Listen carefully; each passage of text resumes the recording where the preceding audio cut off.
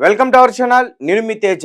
మనోజ్ మాత్రమే మంచు, మిగతా వాళ్ళందరూ కంచు. అంటే వాళ్ళ ఫ్యామిలీ మెంబర్స్ చాలా మంది ఈ విధంగా మాట్లాడే ప్రయత్నం చేస్తారు. అయితే వాళ్ళ ఫ్యామిలీకి సంబంధించి చాలా గొడవలు ఉన్నాయి. అవి ఎప్పటి నుంచో ఉన్నాయి, అందరికీ విషయం తెలిసిందే. అండ్ రీసెంట్గా 3 సంవత్సరాల నుంచి కూడా ఈ వాళ్ళకున్న విద్యా సంస్థల్లో చాలా మందికి ఫీజులు పెంచడం పట్ల మనోజ్ గారు చాలా సీరియస్గా యాక్షన్ తీసుకున్నారంట.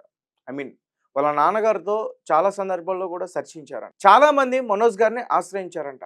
ఈ విధంగా ఫీజులు పెంచేస్తే ఎట్లా అని అతను నోటీస్ చేసింది ఏంటంటే, ఆ ఫీజులు పెంచి ఆ వచ్చిన డబ్బుతో విష్ణు గారు సినిమాలు తీస్తున్నారంట. అవన్నీ కూడా ఫ్లాప్ అవుతున్నాయంట. నాకు కూడా తెలీదు, ఇది ఒక పత్రికలో రాసిన ఇదంతా కూడా. అయితే మనోజ్ గారు మొదటి నుంచి కూడా తన సొంత బ్యానర్లో ఒక్క సినిమా కూడా చేయలేదంట. మేబీ ఒకటో రెండు చేసి ఉండొచ్చు, అతను నోటీస్ చేయలేదు. బయట ప్రొడ్యూసర్లతోనే ఎక్కువ సినిమాలు చేశాడు. కానీ విష్ణు గారు మాత్రం సొంత బ్యానర్తోనే చేశారు. అండ్ మీ అందరికీ బాగా తెలుసు, విష్ణు గారు బాగా యాక్టింగ్ చేస్తారా, మనోజ్ గారు బాగా యాక్టింగ్ చేస్తారా. అసలు ఇదంతా కాదు. అసలు మంచు ఫ్యామిలీలో ఎక్కువగా బయట ఎవరిని ట్రోలింగ్ చేస్తారు? మీరు ఎప్పుడైనా చూసారా మంచు మనోజ్ గారిని ట్రోల్ చేయడం? ఆయన సరదాగా మాట్లాడతారు, చాలా క్లిప్స్ ఉంటాయి, సరదాగా నవ్వుతూ మాట్లాడతారు, సీరియస్ అవుతారు. కొన్ని చోట్ల ఎలా మాట్లాడినా ఏదో ఒకటి తీసుకుని ట్రోల్ చేయొచ్చు కదా, కానీ ఎవరు కూడా అతన్ని ట్రోల్ చేయరు. ఎందుకంటే అతని మంచితనం ప్రతి ఒక్కరికి కూడా తెలుసు. అయితే ఇప్పుడు మంచు ఫ్యామిలీలో జరుగుతున్న గొడవలకి ఇదే కారణమా? గత 3 సంవత్సరాల నుంచి విద్యా సంస్థల పేరుతో ఆ విద్యార్థుల తల్లిదండ్రుల దగ్గర ఫీజులు పెంచి డబ్బులు తీసుకుంటున్నారని తీవ్రంగా ఖండించాడా? ఆ సంస్థతో ఫైట్ చేశాడా మనోజ్? ఆ మేనేజింగ్ డైరెక్టర్తో ఫైట్ చేశాడా? ఆ మేనేజింగ్ డైరెక్టర్ వినయ్, అతనే ఆ విద్యా సంస్థలో ఒక భాగస్వామి. రీసెంట్గా మనోజ్ పైన దాడి చేసింది కూడా అతనే అంటూ కూడా మనోజ్ అతని పైన కేసు పెట్టాడు. అండ్ మనోజ్ ఒక పక్క డిప్యూటీ సీఎం అయిన పవన్ కళ్యాణ్ గారిని, చంద్రబాబు నాయుడు గారిని, ఇటు రేవంత్ రెడ్డి గారిని కూడా రిక్వెస్ట్ కోరాడు.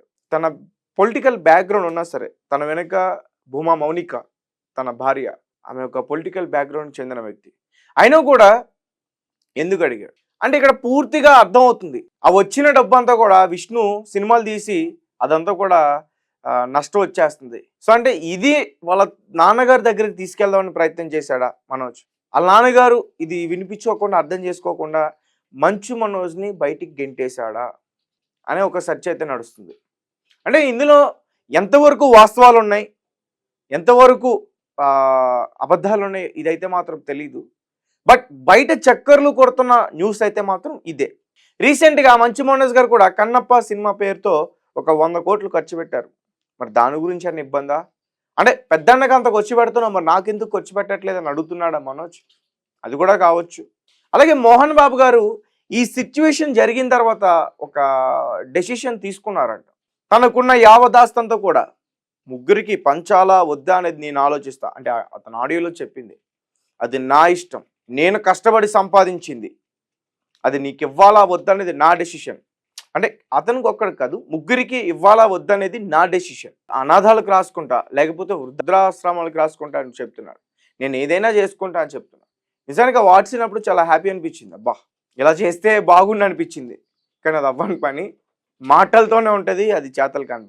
500 సినిమాలు తీసిన మోహన్ బాబు గారు ఎన్నో ఏళ్ళ నుంచి అద్భుతమైన క్యారెక్టర్స్ చేస్తూ, చాలా అద్భుతమైన వేషాలు వేస్తూ అందరినీ తన అభిమానులు చేసుకున్నారు. ప్రజాదరణ ఉన్న కలెక్షన్ కింగ్ మోహన్ బాబు గారు ఒక చిన్న మచ్చతో ఈరోజు ప్రతి ఒక్కరికి కూడా విలన్లా కనిపిస్తుంది. తెలుసు బయటికి స్వయంగా అతనే చెప్తారు, అతని కోపం ఎక్కువ, అతను రిస్ట్రిక్షన్స్ ఎక్కువగా ఉంటాయి, చాలా స్ట్రిక్ట్గా ఉండే మనిషి. వీటన్నిటిని కూడా మనోజ్ తట్టుకోలేడు, అందుకే దూరంగా ఉంటాడు వాళ్ళ నాన్నగారికి అంటూ కూడా కొన్ని సందర్భాల్లో బయటకు వచ్చిన న్యూస్ ఇదంతా. కానీ మరి మనోజ్ ఇంతలా రియాక్ట్ అవ్వడానికి ఇంకేమైనా బలమైన కారణాలు ఉన్నాయా? నిన్న ఆయన మీడియా ప్రతినిధుల మీద కొంతమంది పైన దాడి చేశారు, వాళ్ళు గాయాల పాలయ్యి కొంతమంది ట్రీట్మెంట్ తీసుకుంటున్నారు. ఈరోజు కొంతమంది వాళ్ళ ఇంటి ముందు, అలాగే ఫిల్మ్ ఛాంబర్ ముందు కూడా ధర్నా చేయడానికి కూడా సిద్ధం అవుతున్నారు. నిజం చెప్పాలంటే ఇది అతని జీవితంలో ఇంతవరకు సాధించి, ఇది అతని జీవితంలో ఒక చాలా పెద్ద మచ్చ అనే చెప్పుకోవచ్చు. ఇక్కడి నుంచి మంచు మోహన్ బాబు అనరు, మచ్చ మోహన్ బాబు అని పిలుస్తారు. ఎందుకంటే ఆ వాయిస్ క్లిప్లో కూడా అతను ఏం మాట్లాడాలంటే, మీడియా ప్రతినిధులు చేస్తున్నారంట అక్రమాలు, వాళ్ళు ఏం చేసినా చెల్లుతుందంట, ఎక్కడికి వెళ్ళి పోరాడాలి, హైకోర్టులకు వెళ్ళినా ఎక్కడికి వెళ్ళినా మనం పోరాడలేమని చెప్తున్నారు. మై డియర్ మోహన్ బాబు గారు, మీరు చాలా పెద్దవారు, అసలు మీడియా అనేది లేకపోతే మీకు పబ్లిసిటీని ఎక్కడి నుంచి వచ్చింది? మీ సినిమా రిలీజ్ అయిన తర్వాత దాని పబ్లిసిటీ ఎక్కడి నుంచి వస్తుంది? ఎవరు చూస్తారు? నువ్వు మీ ఫ్యామిలీ తప్ప ఇంకెవరో చూసుకోలేరు. పబ్లిసిటీ కోసం మీడియా కావాలి. నువ్వు మంచోడువా చెడ్డోడువా అంటే నిన్ను వందలాది మంది చూస్తారు, వందలాది మంది నీలా ఉండాలనుకుంటారు. వాళ్ళకి నువ్వు మంచోడువా చెడ్డోడువా అనేది తెలియాలి కదా. నువ్వు చెడ్డోడు అనుకో, నువ్వు చెడ్డోళ్ళ వాళ్ళు కూడా చెడ్డోళ్ళనే తయారవుతారు. అదే నువ్వు మంచోడు అనుకో, వాళ్ళు కూడా నీలాగా నీ దగ్గర నుంచి మంచి విషయాలు నేర్చుకుంటారు. కాబట్టి ఖచ్చితంగా మీడియా ఉంటుంది.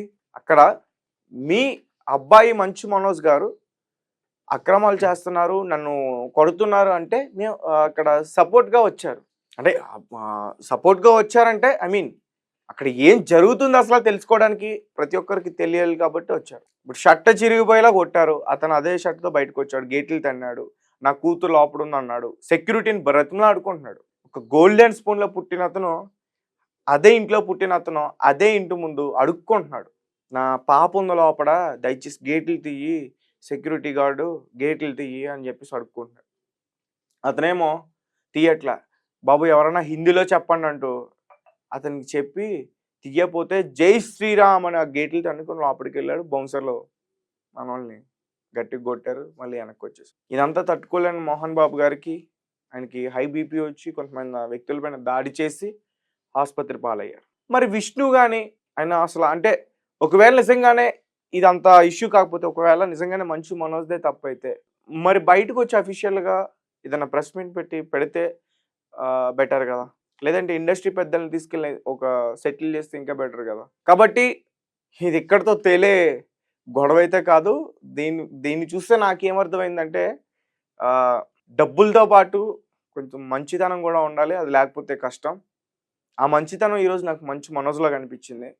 ఏదేమైనా సరే అతను చేసింది తప్ప రైటా అని ఆలోచిస్తే, అతనికి మ్యారేజ్ అయింది, అతను కూడా తండ్రి, అతని తండ్రి మీద ఫైట్ చేస్తున్నాడు, అతను కూడా పిల్లలు ఉన్నారు, ఈరోజు రోడ్డు మీదకి వచ్చేసాడని చెప్పాలి. మన సపోర్ట్ అయితే మంచు మనోజ్ గారికి ఖచ్చితంగా ఉండాలి. ఎందుకంటే ఎప్పుడు కూడా ఒక్క నెగిటివిటీతో కూడా ఆయన ఎప్పుడు కూడా ఇది అవ్వలేదు, మంచి విషయాలే మాట్లాడారు. ఇప్పుడు కూడా మంచి కోసమే ఫైట్ చేస్తున్నారు అంటూ చెప్తున్నారు. ఒకవేళ ఇది అబద్ధం అయితే అతనే జైలు పాలవుతాడు, ఒకవేళ నిజమైతే రియల్ హీరో అవుతాడని చెప్పేసి నేను చెప్తున్నాను. Thank you for watching. Thank you so much.